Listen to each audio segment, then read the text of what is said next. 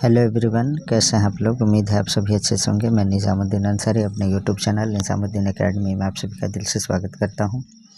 आइए आज हम लोग देखते हैं कक्षा 10 के विज्ञान यानी साइंस एनसीईआरटी का निचोड़ देखेंगे। इसमें यह जो है सभी प्रतियोगी परीक्षाओं के लिए और कक्षा 10 के छात्रों के लिए अति महत्वपूर्ण साबित होगा। अध्याय 1 है रासायनिक अभिक्रियाएं एवं समीकरण, केमिकल रिएक्शंस एंड इक्वेशंस। जिन्हें पीडीएफ नोट्स चाहिए वे लोग टेलीग्राम ज्वाइन कर लीजिएगा। हम लोग सभी टॉपिक्स को क्लियर करते हुए लास्ट में एमसीक्यूज प्रश्नोत्तर को देखेंगे। तो आइए बिना देर के स्टार्ट करते हैं हम लोग इस महत्वपूर्ण क्लास को। चैप्टर 1 है रासायनिक अभिक्रियाएं एवं समीकरण। यह है आपका केमिकल रिएक्शंस एंड इक्वेशंस। सबसे पहले हम लोग देखेंगे रासायनिक अभिक्रिया यानी केमिकल रिएक्शन क्या है। तो देखिए, इसका जो परिभाषा है वह है आपका दो या दो से अधिक पदार्थ मिलकर एक या एक से अधिक नए गुण वाले पदार्थ का निर्माण करते हैं, रासायनिक अभिक्रिया कहलाता है। आप इसे शॉर्ट में इस तरह कह सकते हैं कि रासायनिक परिवर्तन को रासायनिक अभिक्रिया कहा जाता है। रासायनिक परिवर्तन को ही रासायनिक अभिक्रिया कहा जाता है। चलिए देखते हैं हम लोग। तो जैसे में क्या है एग्जाम्पल इसका, हाइड्रोजन और ऑक्सीजन मिलकर जल का निर्माण करता है। Hydrogen H2 + O2 arrow H2। Hydrogen और ऑक्सीजन मिलाने से क्या बनता है, तो जल बनता है।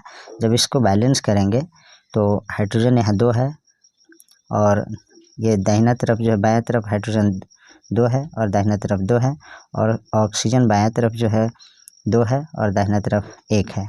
इसको संतुलित करने के लिए H2O में पहले 2 लगाएंगे तो ये 2 दूना 4 हो जाएगा हाइड्रोजन, और इधर आपका हाइड्रोजन 2 है तो यहाँ भी 2 बैठाएंगे, और ऑक्सीजन 2 ऑलरेडी पहले से है और ये भी ऑक्सीजन आपका 2 है। तो इस तरह से बैलेंस हो जाएगा।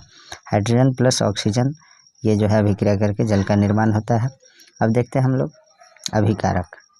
अभिकारक रिएक्टेंट्स, वे पदार्थ जो रासायनिक अभिक्रिया में भाग लेते हैं उन्हें अभिकारक कहते हैं। तो H2 + O2 एरो H2O, तो इसमें जो है रासायनिक अभिक्रिया में कौन कौन भाग ले रहे हैं, तो हाइड्रोजन और ऑक्सीजन ये भाग ले रहे हैं। जो भाग लेते हैं अभिक्रिया में जो भी पदार्थ वे अभिकारक कहलाते हैं। और जो अभिक्रिया के फलस्वरूप नए पदार्थ का निर्माण होता है उसको उत्पाद कहते हैं। आगे देखते हैं हम लोग। इसमें जो है इसमें H2 + O2 अभिकारक है।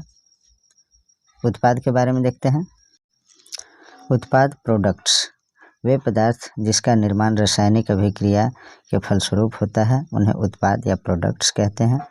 जैसे H2 + O2 एरो H2O, तो हाइड्रोजन और ऑक्सीजन मिलकर के जल का निर्माण हुआ। तो जो दायां तरफ है ना, जो अभिक्रिया के बाद जो नए पदार्थ का निर्माण हुआ H2O अर्थात जल यानी वाटर, तो यही जो है उत्पाद है। आगे देखते हैं। रासायनिक अभिक्रिया होने पर निम्न परिवर्तन प्रदर्शित होते हैं। जब रासायनिक अभिक्रिया होता है, केमिकल रिएक्शन होता है, तो उन पदार्थों में जो नए पदार्थ बनते हैं उनमें कुछ परिवर्तन यानी चेंजिंग दिखाई पड़ते हैं। वो क्या दिखते हैं, तो अवस्था में परिवर्तन। उसका अवस्था में परिवर्तन हो जाएगा। ठोस है तो द्रव हो सकता है, द्रव से गैस हो सकता है, गैस से ठोस हो सकता है। इस तरह से जो है अवस्था उसका चेंज हो जाता है। रंग में परिवर्तन हो जाता है, कलर भी चेंज हो जाता है। गैस का निष्कासन या निकास होता है यानी गैस भी निकलता है। तापमान में परिवर्तन होता है, तापमान अधिक हो जाएगा या कम हो जाएगा। तो इस तरह से जो है चेंजिंग देखने को मिलता है। रासायनिक समीकरण क्या है, इसको देखते हैं हम लोग। केमिकल इक्वेशन, किसी रासायनिक अभिक्रिया में भाग लेने वाले पदार्थों, अभिकारक और उत्पाद को प्रतीकों तथा सूत्रों के माध्यम से संक्षिप्त प्रदर्शन रासायनिक समीकरण कहलाता है। देखिए, किसी रासायनिक अभिक्रिया में भाग लेने वाले जो भी पदार्थ होते हैं, अभिकारक और उत्पाद, उनको जो है प्रतीकों यानी सिंबल में, सूत्र में, फार्मूला के रूप में जो है फार्मूला के माध्यम से संक्षिप्त प्रदर्शन जो करते हैं वही रासायनिक समीकरण कहलाता है। अथवा शॉर्ट में इसको इस तरह कह सकते हैं, किसी रासायनिक अभिक्रिया को प्रतीकात्मक सिंबॉलिक निरूपण जो है उसको हम लोग रासायनिक समीकरण कहते हैं। किसी रासायनिक अभिक्रिया को प्रतीकात्मक निरूपण को रासायनिक समीकरण कहते हैं। जैसे सल्फर + ऑक्सीजन मिला करके ये दोनों अभिक्रिया करके क्या बनते हैं, तो sulphur dioxide. H + O2 arrow SO2 यानी सल्फर यानी गंधक और ऑक्सीजन मिला करके सल्फर डाइऑक्साइड का निर्माण होता है। आगे देखते हैं हम लोग शब्द समीकरण यानी वर्ड इक्वेशन।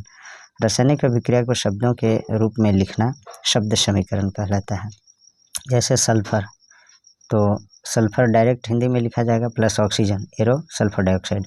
जब इसको रासायनिक समीकरण के रूप में लिखेंगे तो S+O2 एरो SO2 लिखेंगे। लेकिन शब्द समीकरण में लिखना होगा तो S को सल्फर डायरेक्ट लिख देंगे और O2 को ऑक्सीजन लिख देंगे एरो सल्फर डाइऑक्साइड, SO2 को सल्फर डाइऑक्साइड लिख देंगे। तो ये जो है शब्द समीकरण होगा और ये रासायनिक समीकरण तो है ही।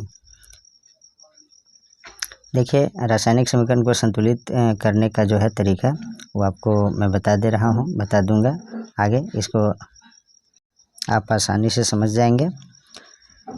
L फॉर लिक्विड होगा जिसे द्रव कहते हैं, S फॉर सॉलिड होगा, सॉलिड मतलब ठोस हुआ, G फॉर गैस, गैस मतलब गैस होता है, AQ तो एक्वस सॉल्यूशन यानी जलीय विलयन रहेगा उसको AQ से सूचित करेंगे, और कहीं ठोस पदार्थ रहेगा तो S लिखेंगे, और गैस रहेगा तो G लिखेंगे, और लिक्विड यानी द्रव रहेगा तो L लिखेंगे।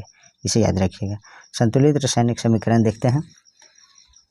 ऐसे रासायनिक समीकरण जिसके दोनों पक्षों अर्थात अभिकारक एवं उत्पाद में प्रत्येक तत्वों के परमाणुओं की संख्या बराबर हो उसे संतुलित रासायनिक समीकरण कहते हैं। देखिए ऐसे रासायनिक समीकरण जिनके दोनों पक्षों में यानी अभिकारक और उत्पाद दोनों पक्षों में जो है सभी तत्वों के परमाणुओं की संख्या बराबर हो तो संतुलित रासायनिक समीकरण कहलाता है। जैसे नाइट्रोजन और हाइड्रोजन मिलकर के NH3 यानी अमोनिया का निर्माण होता है।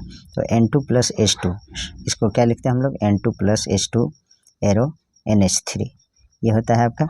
तो इस तरह से हुआ। N2 लेफ्ट साइड में कितना है, 2 है, और राइट साइड में 1 है।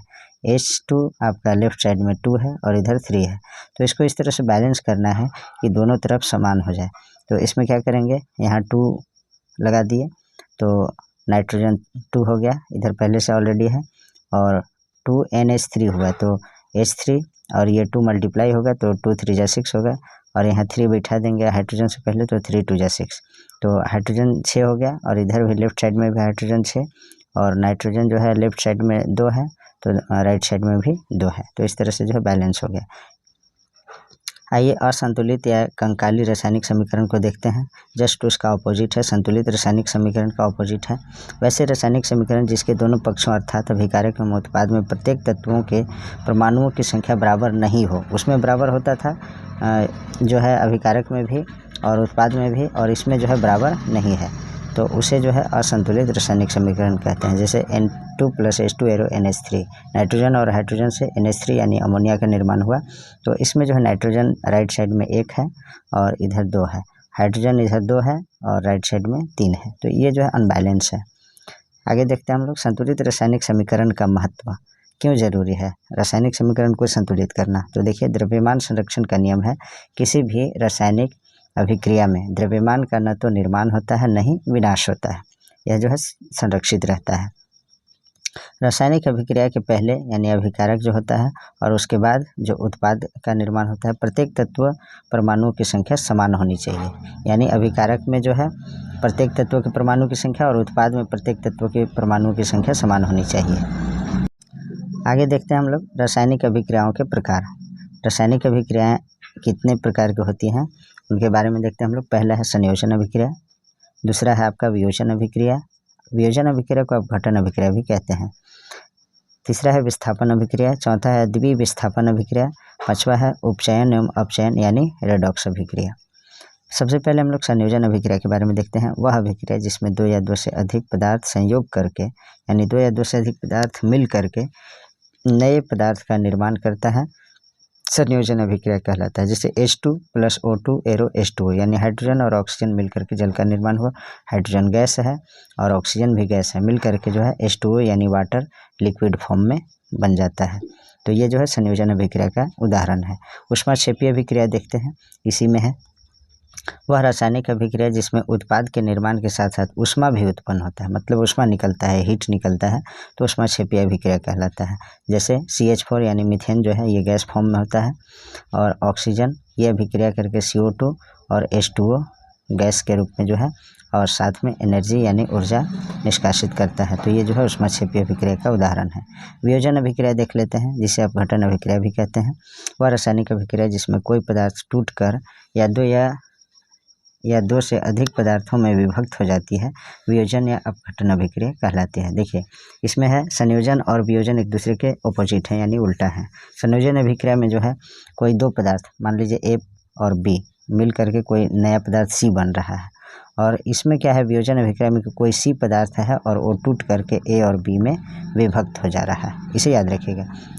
तो वह रासायनिक अभिक्रिया जिसमें कोई पदार्थ टूटकर या दो से अधिक पदार्थों में विभक्त हो जाती है, वियोजन या अपघटन अभिक्रिया कहलाती है। जैसे CaCO3 है, इसमें हीट देंगे, ऊष्मा देंगे तो CaO और CO2 में अलग अलग विभक्त हो जाएगा। CaCO3 का मतलब होता है कैल्शियम कार्बोनेट, और CaO जो है कैल्शियम ऑक्साइड हो जाता है, और CO2 कार्बन डाइऑक्साइड। तो ये जो है कोई एक पदार्थ जो है दो या दो से अधिक पदार्थों में विभक्त हो जाता है, यह है वियोजन अभिक्रिया।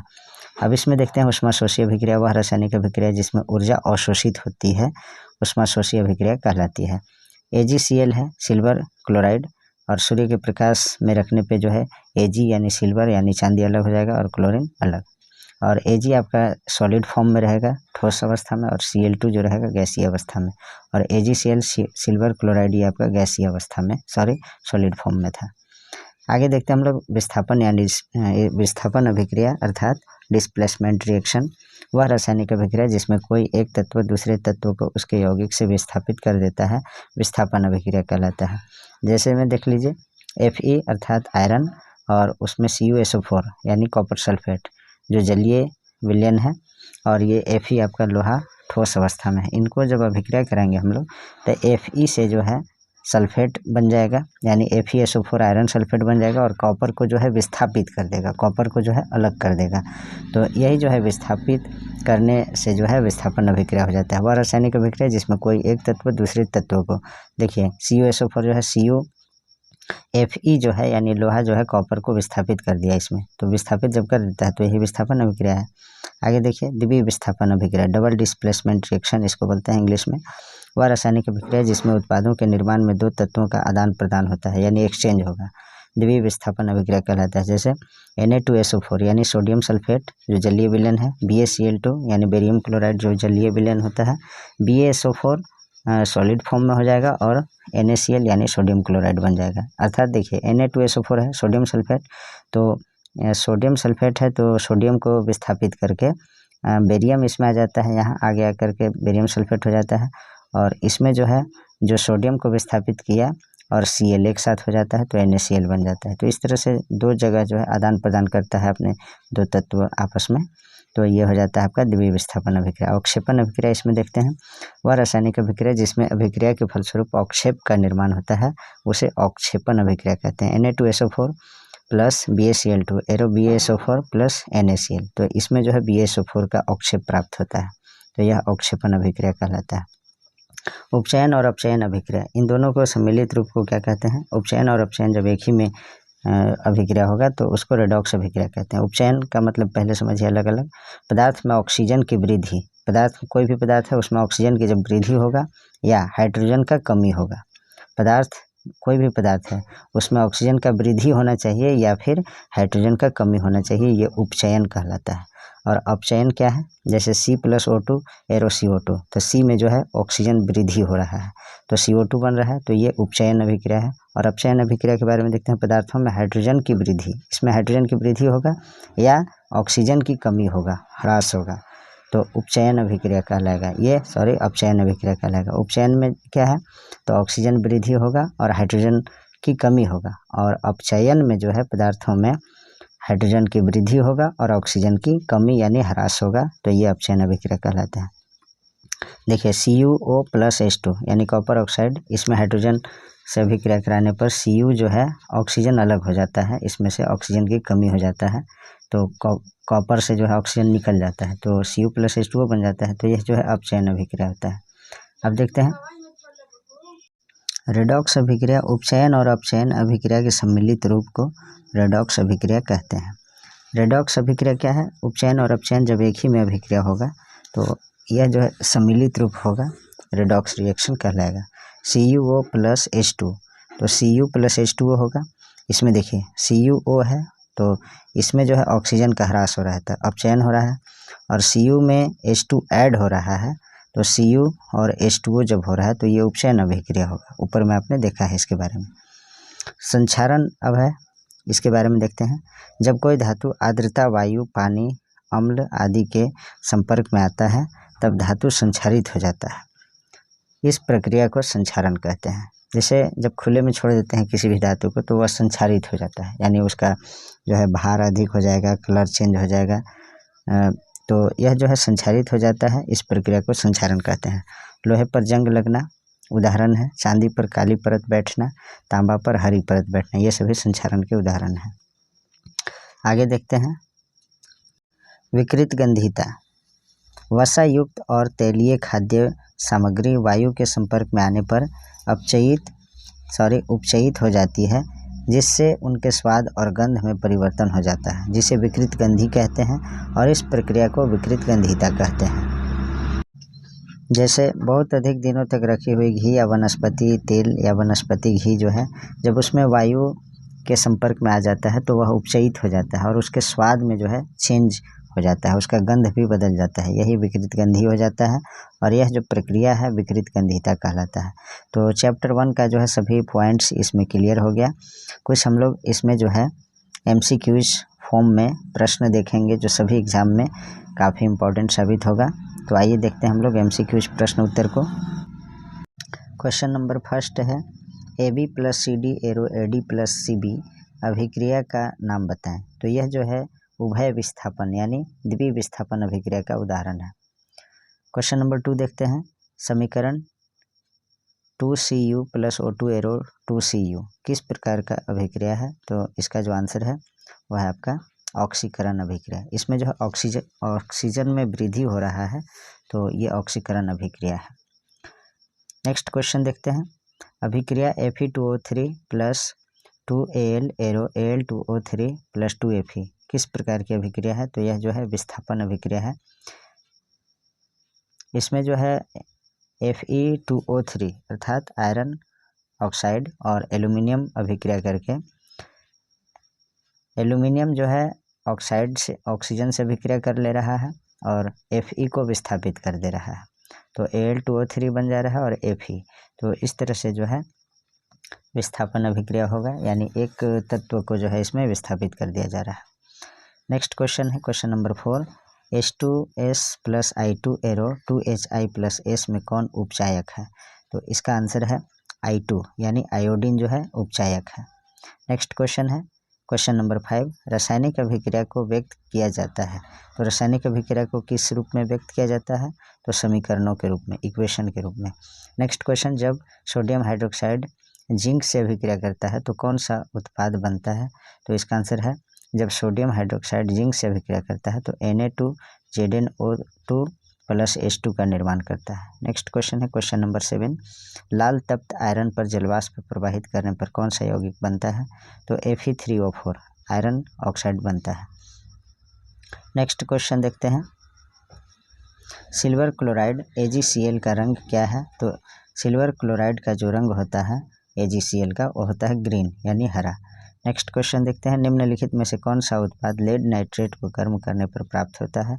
तो लेड नाइट्रेट को यानी शीशे के नाइट्रेट को गर्म करने पर NO2 और O2 गैस जो है प्राप्त होता है।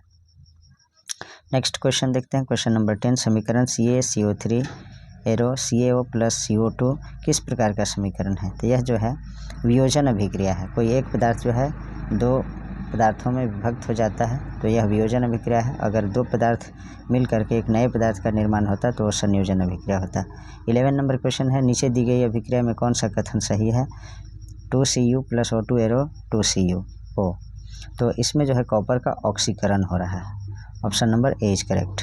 नेक्स्ट है श्वसन किस प्रकार की रासायनिक अभिक्रिया है? तो श्वसन जो है एक प्रकार का ऊष्माक्षेपीय अभिक्रिया है। नेक्स्ट क्वेश्चन है CuO + H2 arrow Cu + H2O किस प्रकार की अभिक्रिया है? तो यह जो है अपचयन अभिक्रिया है। नेक्स्ट क्वेश्चन देखते हैं यह क्यों अपचयन अभिक्रिया है? तो इसमें जो है ऑक्सीजन का कमी हो रहा है। नेक्स्ट देखते हैं फेरस सल्फेट क्रिस्टल का रंग होता है कैसा होता है? तो फेरस सल्फेट क्रिस्टल का जो रंग होता है वो हरा होता है। Option number B is correct. Next है नाइट्रोजन डाइऑक्साइड यानी NO2 के धुएं का रंग होता है कैसा, तो भूरा रंग का होता है। शाक सब्जियों का विघटित होकर कंपोस्ट बनना किस अभिक्रिया का उदाहरण है, तो ऊष्माक्षेपीय अभिक्रिया का उदाहरण है। नेक्स्ट क्वेश्चन देखते हैं, उपचयन वह अभिक्रिया है जिसमें, तो उपचयन कैसा अभिक्रिया होता है, तो ऑक्सीजन का योग होता है। उपचयन अभिक्रिया में ऑक्सीजन का योग होता है और हाइड्रोजन का वियोग यानी हाइड्रोजन का कमी होता है और ऑक्सीजन का योग होता है और इलेक्ट्रॉन भी त्यागा जाता है, तो ये सभी होता है। Option number D is correct. Next है Zn plus CuSO4 arrow ZnSO4 plus Cu ऊपर दी गई रासायनिक अभिक्रिया किस प्रकार की है, तो यह जो है विस्थापन अभिक्रिया की उदाहरण है, तो ऑप्शन नंबर बी सही होगा। निम्नलिखित में से कौन सा बुझा हुआ चूना है, तो CaOH2 ये जो है कैल्शियम हाइड्रोक्साइड ये आपका बुझा हुआ चूना है और CaO सिर्फ रहेगा कैल्शियम ऑक्साइड, तो ये बिना बुझा चूना कहलाएगा। नेक्स्ट क्वेश्चन देखते हैं, जब मैग्नीशियम फीता को जलाया जाता है तो उत्पन्न आग की लौ होती है, तो चमकीली उजला होती है। Option number C is correct. Next है रासायनिक अभिक्रिया के दौरान किस पदार्थ में ऑक्सीजन का ह्रास कहलाता है, तो अपचयन में जो है ऑक्सीजन का ह्रास कहलाता है। नेक्स्ट क्वेश्चन है Fe plus CuSO4 arrow Cu plus FeSO4 उपर्युक्त रासायनिक अभिक्रिया किस प्रकार का है, तो विस्थापन अभिक्रिया का उदाहरण है।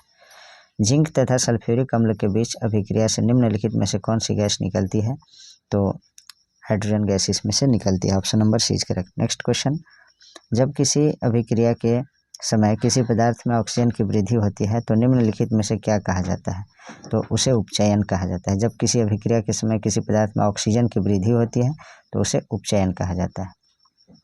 नेक्स्ट क्वेश्चन है, रासायनिक अभिक्रिया में भाग लेने वाले पदार्थ को कहा जाता है, तो जो रासायनिक अभिक्रिया में भाग लेते हैं उन्हें अभिकारक रिएक्टेंट्स कहते हैं और जो रासायनिक अभिक्रिया के फलस्वरूप नए पदार्थ का निर्माण करते हैं वे उत्पाद यानी प्रोडक्ट्स कहलाते हैं।